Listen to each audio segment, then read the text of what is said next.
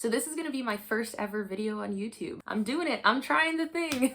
Hi, my name is Vanessa Raquel and I'm really excited to be starting this whole YouTube thing. I've been thinking about starting a YouTube channel for a really long time and I've decided to bite the bullet and just do it. Before I really get into what I'm envisioning for this channel, which is kind of like a lifestyle vlog advice type vibe for queer folks, women, minority groups, just people who basically just don't really see themselves represented all the time in media. I just wanted to give some background context about who I am, what is my background, what is my history, and what is sort of my experience with not this exactly, but like adjacent things to this. A bit about me, I am a 26-year-old woman. I identify as cisgender, pronouns she, her. I identify as queer. I am Sri Lankan, Italian, Canadian. I went to school for engineering and business, and I'm actually working as a toy engineer right now.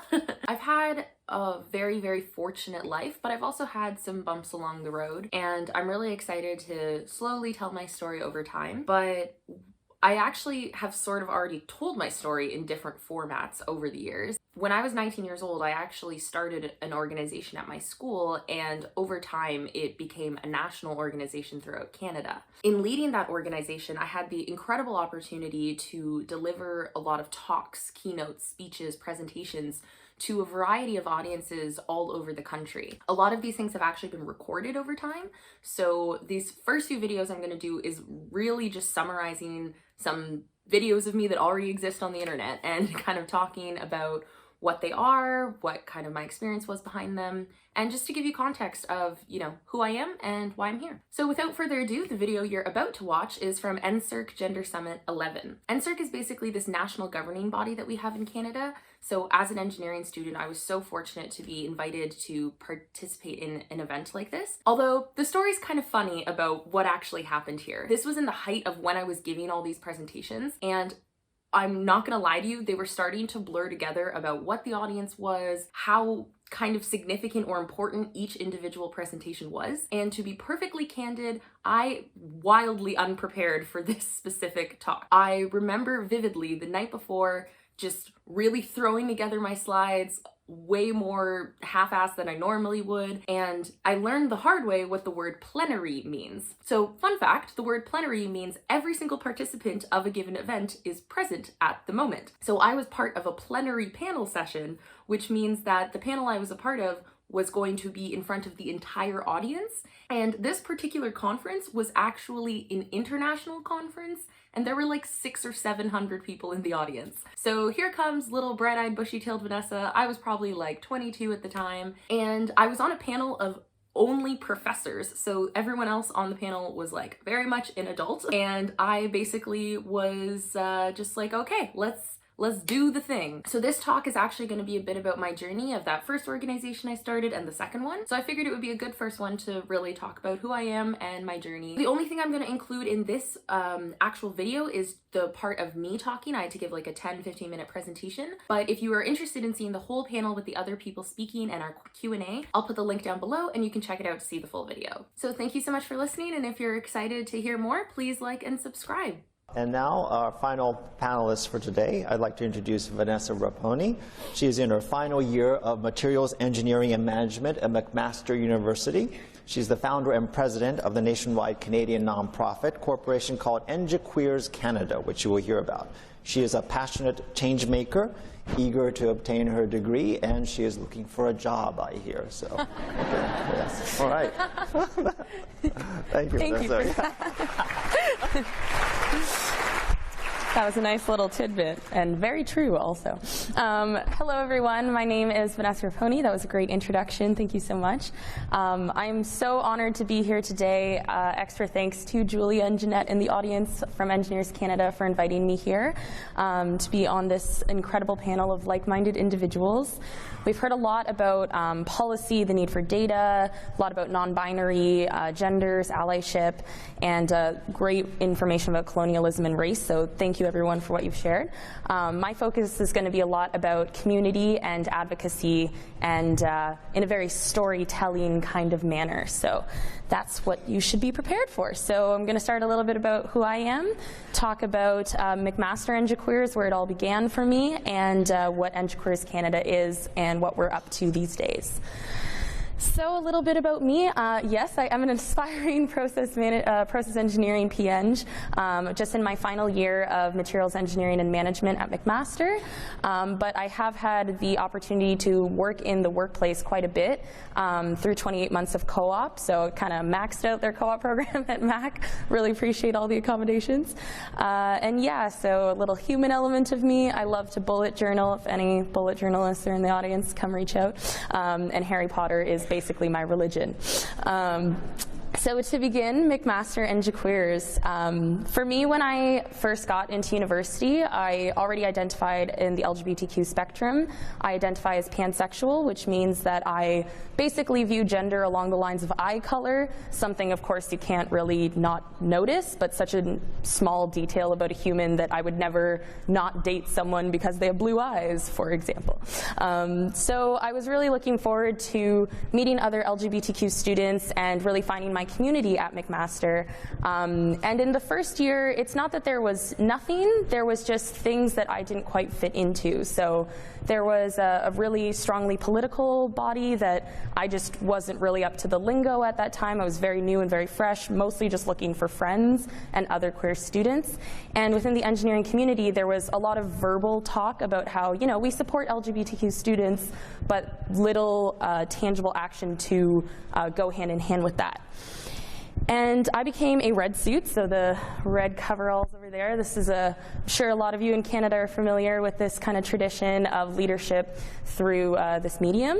And in that community, we were making a lot of positive change, but we still had a lot of issues, and unfortunately, they came to the public.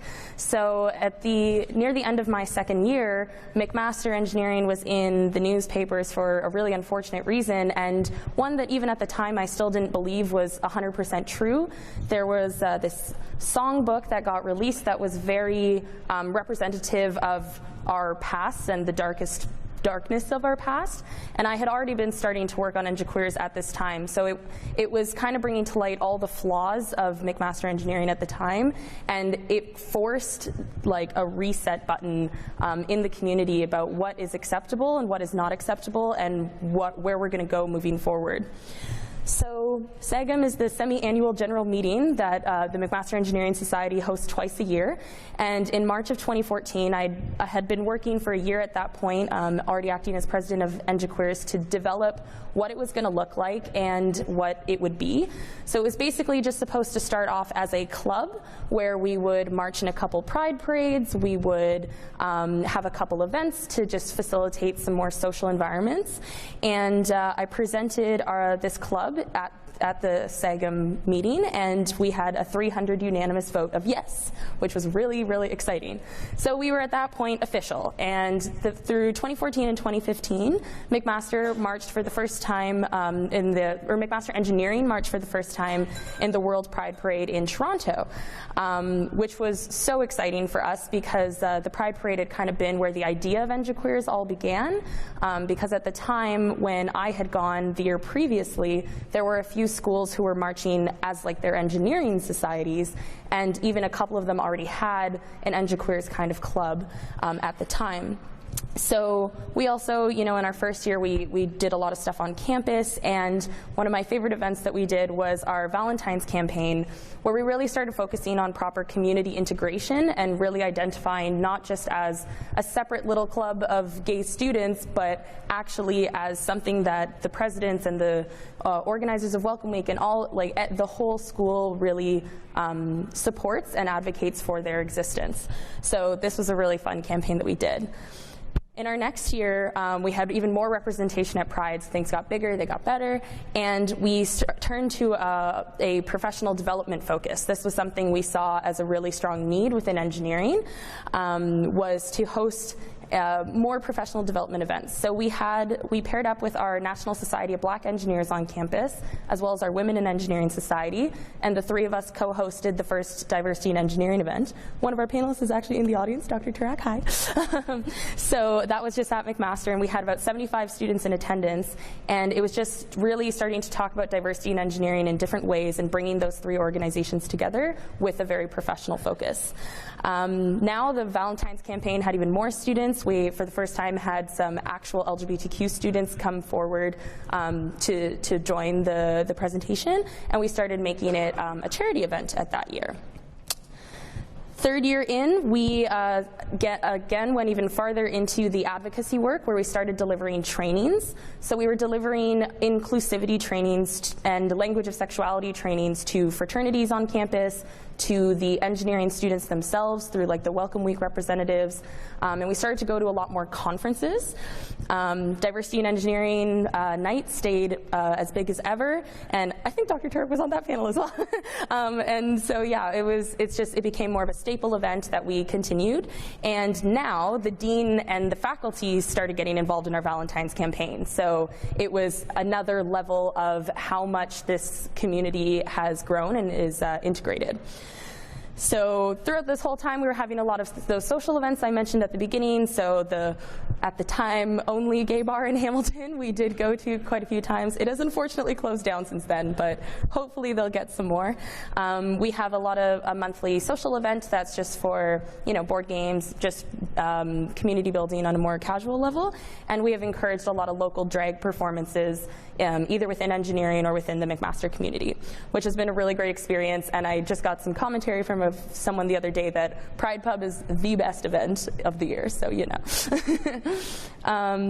By now, we're on year 4, and my role is now in the advisory role, and what we're kind of doing is focusing on organizational sustainability. So I'd been president for 4 years, so we need to ensure that things are going to be able to move forward in a really positive way. But somewhere along the lines, I mentioned we went to these conferences, other schools were starting to become interested. So when I started McMaster EngiQueers at the time, there were 3 schools that already had LGBTQ engineering organizations, and since then, all 3 of them have kind of lost leadership and rebranded in some ways for the EngiQueering mentality. So what EQ Canada is today is we just have an overarching goal of improving diversity and inclusion in the profession of engineering in Canada. We just registered as an official Canadian not-for-profit this summer, and we generally govern LGBTQ engineering organizations that focus on social connection, advocacy and education, and professional development. To date, we are in 32 chapters in 9 provinces, which is really, really exciting and basically doubled over the summer. So we're working on forming professional and student partnerships. So if you're curious who's around and maybe you attend some of these schools or institutions, we are all the way from east to west, but some of these schools are a lot more new in their organization, so they're still forming and getting their feet off the ground. But our work is intended to encourage anyone to start this kind of organization, and we have a lot of different iterations of it if you're at a smaller school or have a different kind of environment. So it's been really incredible to work with all these incredibly passionate students. We have a Facebook group of 100 of us, and we sit there posting every day about like what we're doing with rainbows that day, and it's really exciting and really inspiring to know that the future is really focused on this. So we've been having a lot of executive meetings to kind of meet nationally. On the computer there, that the bottom corner picture is 2 first-year presidents showing off something to 2 other first-year presidents in another province. So like really wholesome stuff going on here. Some major milestones for us is that we have a vice president role in Montreal, Alexander Dow of McGill. And yes, obviously we got our organization status. And a big turning point for us was our partnership with the Canadian Federation of Engineering Students, as they represent 52 member schools in engineering in Canada. Once we were able to partner with them, that was a really big facilitator of that doubling over the summer. So big things that we're focusing on now is we have a lot of support for new chapters, as they do need a lot of help in getting their feet off the ground, as well as those older chapters that are in similar situations to McMaster, where we need kind of the sustainability element of how do we keep this going for 5-10 years in the future. And something really, really exciting is is our training and certification course that we're working to develop. So over the last year, I've been going to different conferences to deliver inclusivity trainings to various engineering student leaders and through the Engineering Change Lab, engineering leaders, so CEOs and deans as well. And in these trainings were basically a lot of the kind of information that's been said here about what non-binary gender means, some stuff on sexuality. We also have a very intersectional focus, so we talk about racism, we talk about ableism.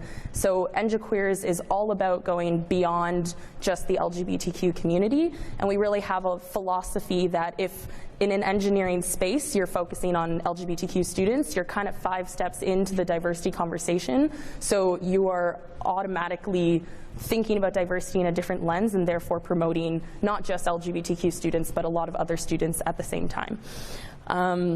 So these are some of our partners that we're working to develop, and we gotta just work to get them a bit more formalized.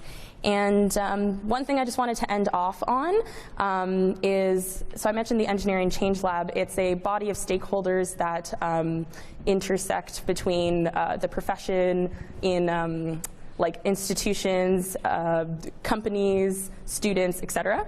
And while I was at one of their workshops a couple months ago, I got inspired to make this poem about intersectionality that I really want to share with you all today, and that will be my closing. So thank you all for listening. I want women in engineering. I want women of color in engineering. I want women who are queer, birthed from immigrants, grew up without a penny of excess, who are survivors of sexual abuse, women who have crippling anxiety that makes them fight their own brains just to reach their full potential. And I want everyone in this room to understand I did not just describe 8 different women, I just described myself. So I want women, I want people in our profession to fight for women in engineering that are just like me. We need to have an intersectional focus. It's important. Thank you very much.